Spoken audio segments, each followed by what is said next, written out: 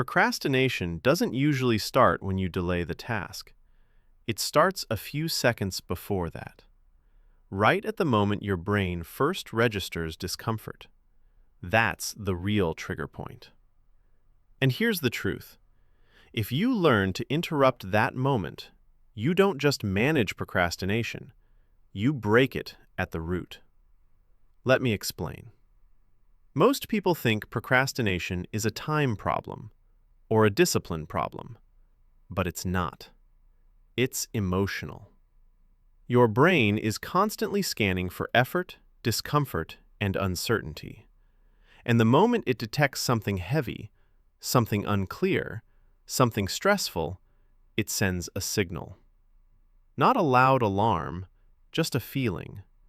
A little resistance, a slight tension, a quiet voice saying, "Not now." And your brain immediately looks for relief. So it chooses something easier, something instantly rewarding.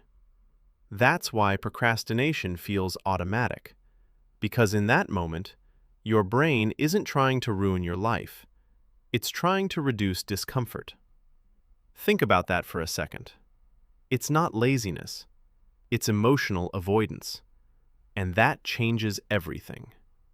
Because if procrastination is emotional, then the solution is not pressure. It's an interruption. Let's make this real. Imagine someone named Daniel. Daniel has a report due at work. It's important. It could even affect his next promotion. He knows this. But every time he opens his laptop, something happens. He suddenly feels overwhelmed. He starts thinking about how long it will take. He worries it won't be perfect. And without even deciding it, he clicks YouTube. 10 minutes becomes an hour. An hour becomes the whole evening. Later, he feels frustrated. Why do I always do this? But here's what really happened. He didn't procrastinate when he opened YouTube. He procrastinated seconds earlier. When he felt that small wave of discomfort and didn't know what to do with it. That moment is everything. Now here's the core idea again. You don't beat procrastination by forcing yourself harder. You beat it by interrupting the delay response before it becomes avoidance. Let that sink in. The goal is not to fight a battle after you've already lost momentum. The goal is to stop the chain reaction before it builds. Now let's talk about your brain for a second. You have two systems working at the same time. One is fast, emotional, and protective. The other is slower, logical, and long-term focused. When resistance shows up, the emotional system reacts first. It pushes you toward comfort. The logical system knows what you should do, but it's a bit slower to kick in. So if nothing interrupts that first emotional wave, the default wins. That's procrastination. Not a character flaw, a timing issue. So the question becomes simple. How do you interrupt that first wave? Here's how. First, awareness. Right at the moment, resistance appears. Not later, not after you've drifted. Right there. The second you think, "I'll do it later," or feel that heaviness, you pause. Not to overthink, just to notice. And you name it silently. This is resistance. That's it. No argument, no judgment, just awareness. Because once you see it clearly, it stops running on autopilot. Then comes the second shift. You shrink the task, so small that your brain stops treating it like a threat. This is where most people get it wrong. They try to motivate themselves to do the whole thing. But motivation is unreliable at the start. Instead, you go smaller. Not write the report, just open the document. Not study for 2 hours, just read one paragraph.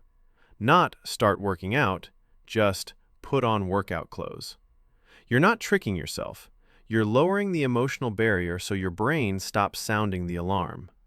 And once you start, something changes. Momentum begins to take over. Now listen carefully to this part. The first 30 to 90 seconds of action are everything. That's the transition zone. Your brain is still deciding. Is this painful or is this manageable? So you don't negotiate. You don't overthink. You just move. Even if it's messy, even if it's small, even if it's imperfect. Just starting counts. Because action changes your state faster than thought ever will. Let's go back to Daniel. Instead of opening YouTube, he pauses. He notices, this is resistance. Then he says, I'm just going to open the document. Nothing more. He opens it. That's it. He doesn't solve the report. He doesn't plan the whole thing. He just sits with the document open. And something shifts. The task becomes real, visible, present, and the emotional weight drops slightly. That small shift breaks the cycle. Not motivation, not pressure, just initiation. Now let's make this even clearer. Start treating resistance like a signal, not a command. Resistance is not saying, stop. It's saying, this feels uncomfortable. That's all. And discomfort is not danger. It just feels like it in the moment. So instead of obeying resistance, you observe it. Then you respond with the smallest possible action, every single time. Because what you're really training is not productivity, you're training identity. You're becoming someone who starts, even when it feels uncomfortable. And here's something powerful. Your brain learns from repetition, not intention. So every time you interrupt the delay loop, even in a tiny way, you weaken it. And every time you delay without noticing, you strengthen it.